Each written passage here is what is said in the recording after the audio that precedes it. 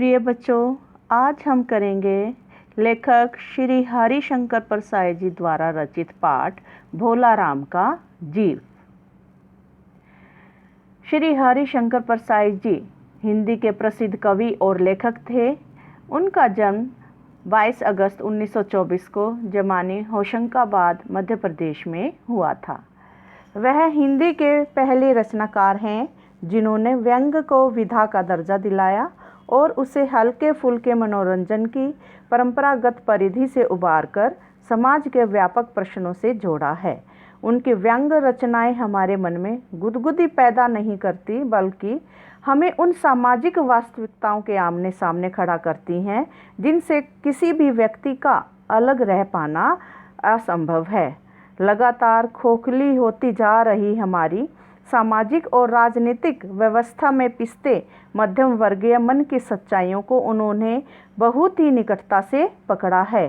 सामाजिक पाखंड और रूढ़िवादी जीवन मूल्यों की खिल्ली उड़ाते हुए उन्होंने सदैव विवेक और विज्ञान सम्मत दृष्टि को सकारात्मक रूप में प्रस्तुत किया है। इनके निबंध और व्यंग पत्र पत्रिकाओं में प्रकाशित होते रहते थे। उन्होंने नियमित रूप से धर्मयुग और साप्ताहिक हिंदुस्तान के लिए अपनी रचनाएं लिखी। हिंदी के इस यशस्वी व्यंग्यकार का निधन 10 अगस्त 1995 ईस्वी को हो गया। कृतियाँ: इनकी प्रमुख रचनाएं हास्य व्यंग में विकलांग श्रद्धा का दौर, सदाचार का तावीज, बेईमानी की परत, तब की बात और थी, शिकायत मुझे भी है, ठिठुरता हुआ गणतंत्र, वैष्णव की फिसलन, पगडंडियों का जमाना, निठल्ले की कहानी, सुनो भई साधो और अंत में भूत के पांव पीछे। रानी नागफनी की कहानी और तट की खोज इनका प्रमुख उपन्यास हैं। हंसते हैं रोते हैं जैसे उनके दिन फिरे इनके कहानी संग्रह हैं। भोला राम का जीव। यहाँ पर जीव का संबंध भोला राम की आत्मा से है। यह एक ऐसे व्यक्ति की कहानी है जो मृत्यु को प्राप्त हो चुका है और उसी से संबंधित यह हास्य व्यंग है। हरिशंकर परसाई द्वारा लिखित भोला राम का जीव नामक कहानी एक व्यंग प्रधान कहानी है।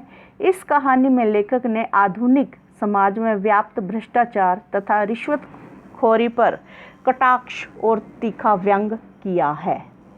आजकल सरकारी दफ्तरों में भ्रष्टाचार इतना बढ़ गया है कि बिना रिश्वत दिए कोई काम नहीं होता।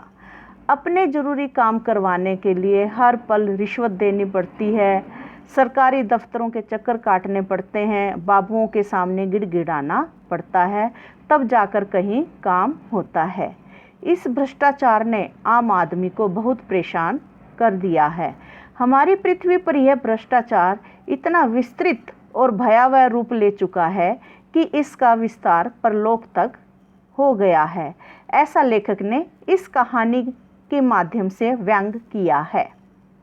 कहानी का मुख्य पात्र भोला राम जबलपुर शहर के धर्मापुर मोहल्ले में नाले के किनारे एक छोटे से 1.5 कमरे के मकान में रहता था। उसके परिवार में पत्नी, 2 लड़के व 1 लड़की थी। उसकी पत्नी एक सीधी सादी घरेलू स्त्री थी।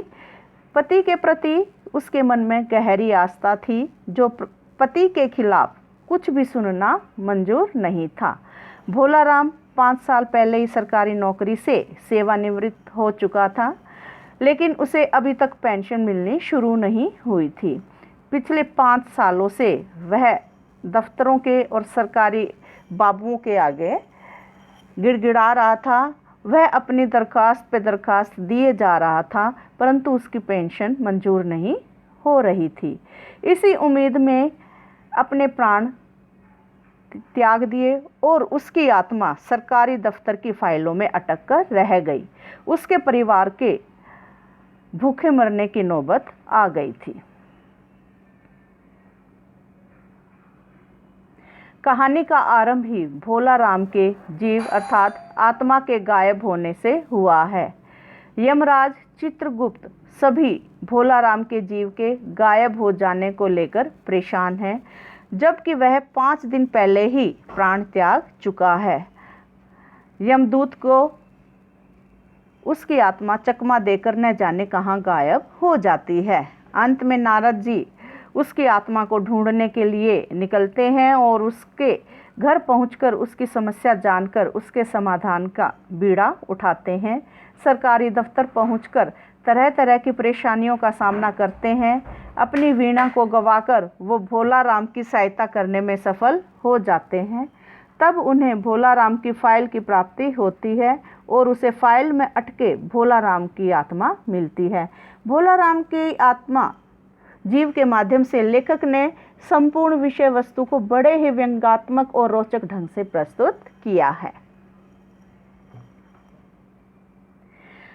इस पाठ का मुख्य उद्देश्य भ्रष्टाचार के प्रति जागरूकता लाना, सरकारी तंत्र व्यंग करना, शासन व्यवस्था में व्याप्त भ्रष्टाचार, अराजकता एवं घूसखोरी की समस्या से अवगत कराना है तथा साथ ही सामाजिक तानाबाना अर्थात उस सारी प्रक्रिया से अवगत कराना है जो कि एक मध्यम वर्गीय परिवार को झेलनी पड़ती है। बच्चों, इस पाठ की मैं वीडियो आपके पास भेज रही हूँ, आप उसे ध्यान से सुने और देखें। तत्पश्चात आप इसके शब्दार्थ अपनी पुस्तकों से याद करेंगे व अपनी उत्तर पुस्तिका में लिखेंगे।